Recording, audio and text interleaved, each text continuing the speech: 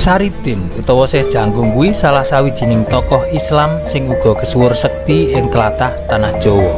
Ing video sadurunge diceritakno yen Saridin mlayu saka tlatah Pati merga sawijining kasus sing ndadekake panjenengane dadi buronan kadipaten. Saka Pati, Saridin budal menyang Kudus kanggo memperdalam ilmu agama ing Panti Kudus, sebutan pondok pesantren zaman biyen. Kedadian apa wae sing dilakoni Saridin ing Kudus lan apa bener gurune Saridin ing Kudus kuwi Sunan Kudus? Iki penting. Mula monggo disemak nganti pol ben awakmu ora salah maknani. Kisah Saridin adu kasekten kanthi alus karo Sunan Kudus iki wis kawentar ing cerita ketoprak lan cerita tutur liyane. Cerita kabeh banyu ana iwake lan Saridin ngangsu nganggo keranjang iki wis melegenda lan dadi akeh tambahan bumbune. Kanggo wong sing ngefans karo Syekh Janggung, ceritane dibumboni dadi seolah-olah Sunan Kudus kuwi ora adil. Kanggo pendukungnya Sunan Kudus, ceritane berkembang seolah-olah Saridin kuwi murid sing kurang ajar. Kanggo buka misteri iki, kaping pisanan awake dhewe kudu ngerti sapa Sunan Kudus kuwi. Sunan Kudus sing akeh dikenal wong-wong kuwi yaiku tokoh sing asma asline Ja'far Shadiq. Ja'far Shadiq kuwi putrane Sunan Ngudung. Sakwise bapake sedo, Sunan Kudus dadi penerus Sunan Ngudung minangka imam masjid lan panglima Kesultanan Demak. Banjur saka kono Ja'far Shadiq utawa Sunan Kudus iki uga dadi santrine Kiai Telingsing ing Kudus lan nerusake syiar Islam sing wis dirintis Kiai Telingsing ing tanah Kudus. Wektu kuwi jenenge durung Kudus, ning Kutha Tajuk. Asal-usul jeneng Kutha Kudus iki uga ana gandeng jenenge karo cerita Ja'far Shadiq nalika ing Baitul Maqdis sing wektu semono mlebu wilayah Palestina. Apa bener sing ditemoni lan kiai sing diparani Saridin ing Panti Kudus kuwi Ja'far Shadiq?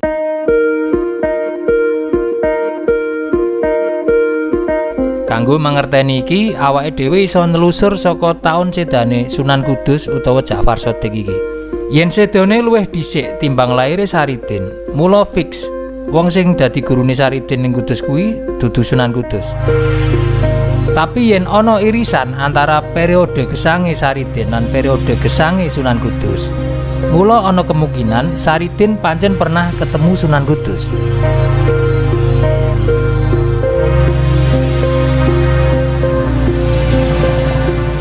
Sunan Kudus dikisahno sedo ing yuswa sepuh nalika sujud pas salat subuh.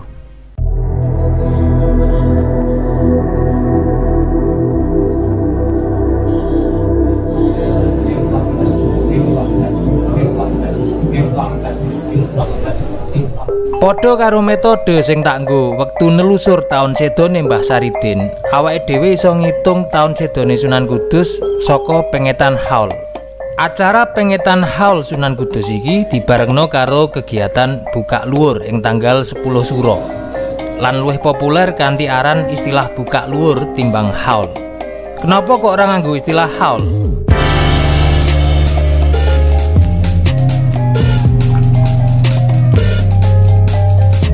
Saka sumber sing tak tampa, istilah haul Sunan Kudus ora digunakake amarga makna haul yaiku kanggo mengeti ambal sedone. Mula tanggal lan dinane kudu ngerti. Dene dina lan tanggal sedone Sunan Kudus kuwi durung ana sing ngerti. Dikawatirno yen diarani haul, masyarakat lokal mengko bakal nganggep yen tanggal 10 Muharram utawa 10 Suro kuwi minangka tanggal sedone Sunan Kudus. Saka kene aku nihil. Gagal. Neng aku gak menyerah. Yen dina lan tanggal tahun Hijriah durung ana sing wani ngarani, awake dhewe cak jano mung butuh taune wae. Taun Masehi gak apa-apa. Nah iki rada gampang. Akeh data sing nyebutno yen taun sedane Sunan Kudus kuwi taun 1550. Nah, iki bener apa salah? Ben luwih mantep aku butuh verifikasi. Verifikasi sing tak nggo acuan yaiku pembangunan Menara Kudus.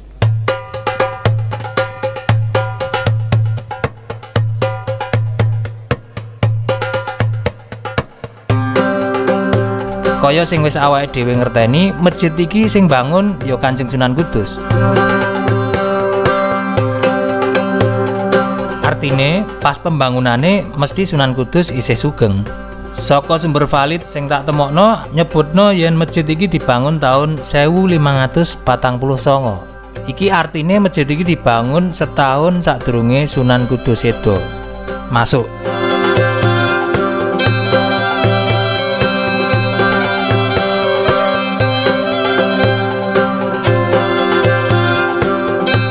Ing video sadurunge awake dhewe uga wis iso ngitung taun laire Saridin nganggo asumsi Saridin sedo nganti umur 100 tahun. Ketemu angka tahun 1541. Nek bingung tonton video yang pertama. Lanjut, saiki yen Saridin diceritakno pernah meguru ning Sunan Kudus, nganggo hitungan iki berarti wektu Sunan Kudus sedo umur Mbah Saridin isih 9 tahun. Senajan ono irisan ning koyoke ora mungkin yen umur 9 tahun kuwi Mbah Saridin wis tekan kono lan dikejar-kejar dening tentara Kadipaten Pati. Berarti sapa sing dadi gurune Saridin ing kono?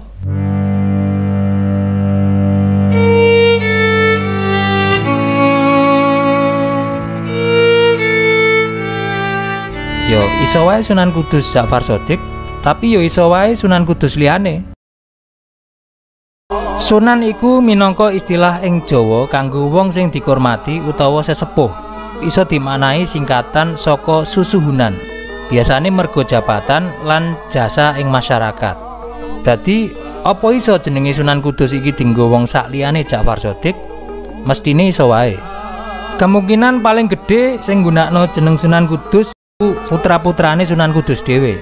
Sunan Kudus duwe 10 putra yaiku Amir Hasan, Panembahan Kudus, Nyai Ageng Pambayun, Amir Hamzah utawa Panembahan Palembang, Panembahan Makaos Honggokusumo, Panembahan Kadi, Panembahan Karimun, Panembahan Joko, Ratu Pajoko, lan Ratu Probodinalar. Saka 10 jeneng kuwi sing masuk kriteria yaiku putra sing jaler, merga gelare Sunan. Dadi sing putri tak eliminasi. Kemungkinan kapindho umure paling tuwa. Dadi iso wae kuwi Amir Hasan. Ning nyatane aku oleh info Sayyid Amir Hasan kuwi wis sedo taun 1553, 3 taun sakwise Sunan Kudus Ja'far Shadiq sedo. Nah, saiki kemungkinan kaping 3 yaiku saka jeneng. Saka jenenge sing paling memungkinkan nek menurutku yaiku Panembahan Kudus. Sayange aku ora oleh akeh info soal Panembahan Kudus iki. Dadi ben aku ora kleru anggone cerita kanggo mbedakno Sunan Kudus Ja'far Shadiq lan Sunan Kudus ing cerita Saridin. Pas babagan cerita iki mengko aku ora nganggo asma Sunan Kudus, ning nganggo asma Raden Kudus ben awake dhewe ora kepleset.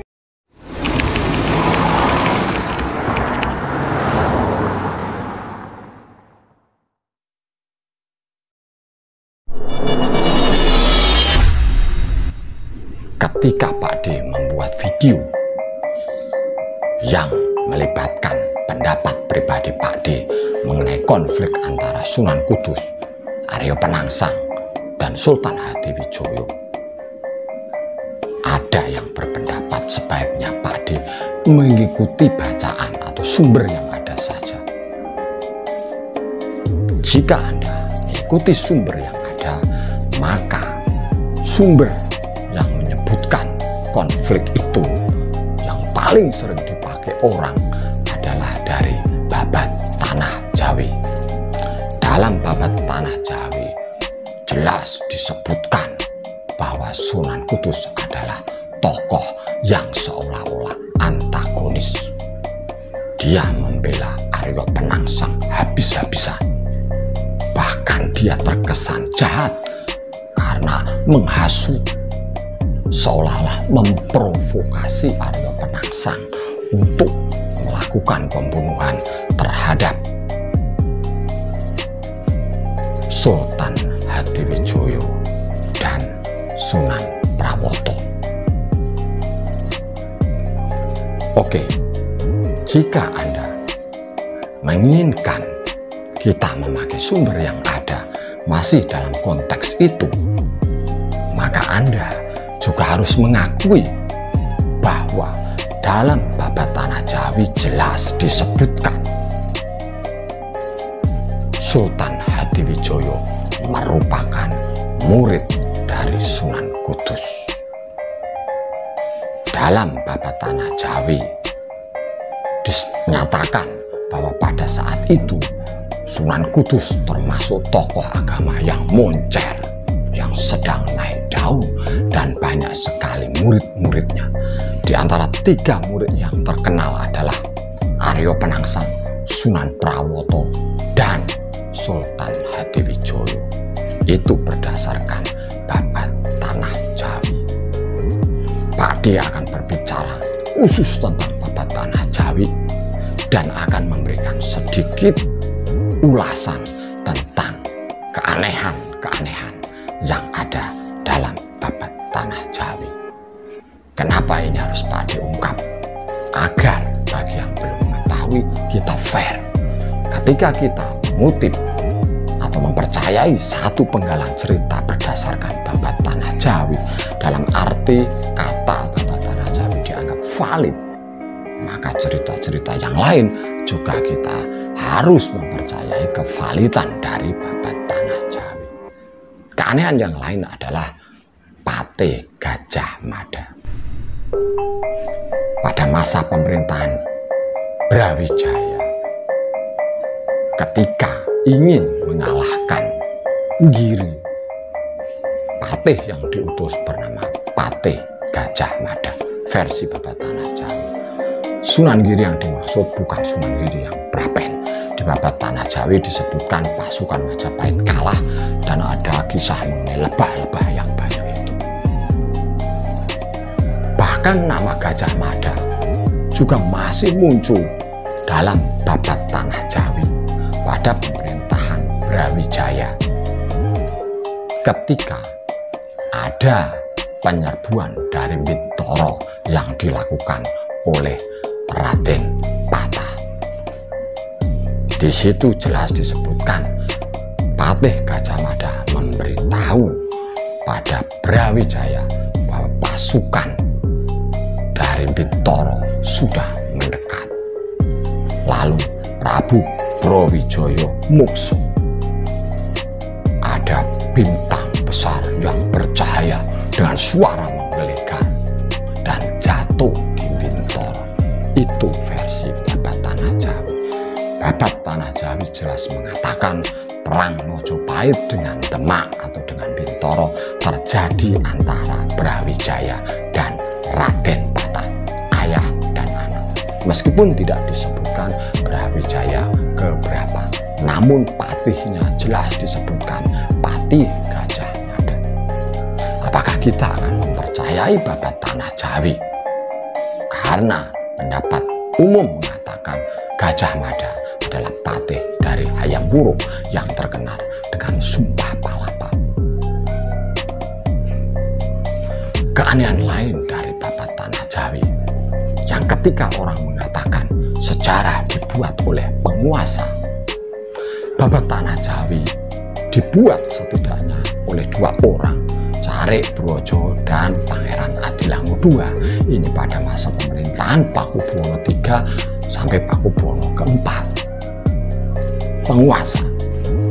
Tetapi di Babat Tanah Jawi, mohon maaf, tidak mendeskripsikan sesuatu atau sosok tokoh.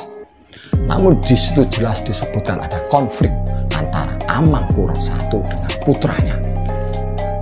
Ketika lari sampai di Pasiraman Banyumas setelah dari Aji Barang, Amangkurat I meminta minum dan diberi degan yang sudah ada lubangnya.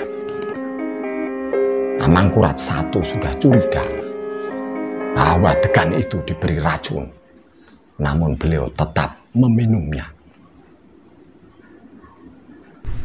Kemudian singkat cerita sebelum wafat, beliau mengatakan kepada putranya, "Kamu akan menjadi raja, namun hanya kamu, bukan keturunanmu. Saya melarang kamu dan keturunanmu untuk datang ke pekuburanku. Makamkanlah aku di daerah Tegal, di tanah yang tinggi dekat dengan guruku dan baunya harum." Babat Tanah Jawi jelas mengatakan bahwa Amangkurat I meninggal di Pasiraman wilayah Banyumas. Namun kemudian wasiat itu dilakukan. Adipati Martoloyo dari Tegal dipanggil Lalu jenazah itu dibawa ke Tegal dan sampai di tanah yang dimaksud, yang berbau harum atau wangi, beliau dimakamkan. Babat Tanah Jawi menyebutnya Tegal Arum atau Tegal Wangi. Babat Tanah Jawi bukan buatan Belanda, buatan dari keraton. Meskipun ada yang menerjemahkan, setidaknya dua yang terkenal, Mensma dan juga Olthoff, itu hanya terjemahan. Bisa dicek kalau terjemahannya salah. Balai Pustaka juga menerbitkan versi-versinya dalam bentuk tembang-tembang dan ada prosa-prosa buatan penguasa. Tetapi ceritanya tetap begitu. Ini juga untuk mengcounter bahwa Pak D tidak menjelek-jelekan beliau Sunan Amangkurat I. Pak D tidak menyebutkan dalam video Pak D yang ada runtuh Mataram membantai 6.000 ulama. Tidak. Karena Pak D tidak memakai sumber itu. Pak D tidak mau mencampur-campur sumber. Inilah yang membuat kacau. Keanehan lain dari Babat Tanah Jawi adalah penggunaan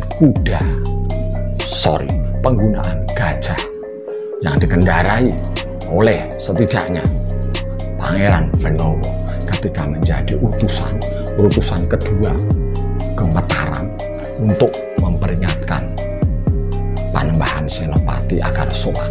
Itu naik gajah.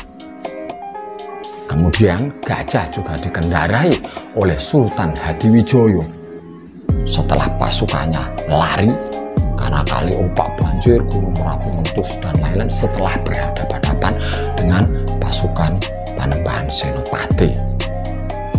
Kemudian ke Tembayat, pintu gerbang tidak bisa dibuka. Kemudian dilanjutkan dengan perjalanan naik gajah dan beliau sempat terjatuh dari gajah. Babat Tanah Jawi. Namun sepengetahuan Pak D, penyebutan gajah yang digunakan oleh raja-raja mulai dari itu tidak lumrah. Kuda, sapi mungkin ada, tetapi gajah disebut kiai siapa dan siapa tidak ada. Itulah dari Babat Tanah Jawi. Jika Anda ingin menggunakan Babat Tanah Jawi, Anda sebaiknya juga mempercayai tentang asal-usul orang Jawa. Di video Pak D sudah ada asal-usul orang Jawa yang dari Nabi Adam, Nabi Sis sampai ke dewa-dewa, Sang Hyang Menang, Sang Hyang Tunggal, kemudian Nur Rasa, Nur Cahyo. Di daerah Pegunungan Muria, di puncak yang lain, itu masih banyak orang yang mempercaya itu. Ada petilasan Eyang Abioso, Eyang Sagri, dan lain-lain. Jadi orang-orang Jawa mempercaya itu. Ternyata sumbernya adalah dari Babat Tanah Jawi. Kalau Anda mengalami apa yang Pak dialami, yaitu waktu kecil mendengarkan ketoprak Mataram dari radio, tokoh utamanya itu namanya Widayat, dagelannya namanya Ngabdul dan Poniman. Kemudian ada perempuan namanya Pak dilupa Ponijah atau Ponijem, itu pernah ditayangkan di TVRI, orangnya bagus suaranya. Ketoprak Mataram itu sumbernya juga dari Babat Tanah Jawi. Jadi di Babat Tanah Jawi sekali lagi disebutkan bahwa orang Jawa berasal dari Nabi Adam, Nabi Sis, dan dari dewa-dewa.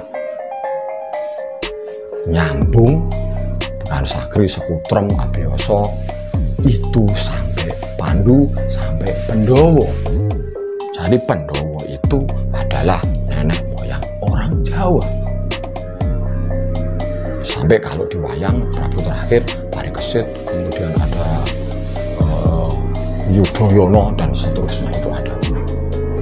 Anda harus mempercayai itu. Menurut saya kalau menginginkan Babat Tanah Jawi. Yang terakhir, Babat Tanah Jawi juga banyak kebenarannya. Ia mengatakan ahli sejarah.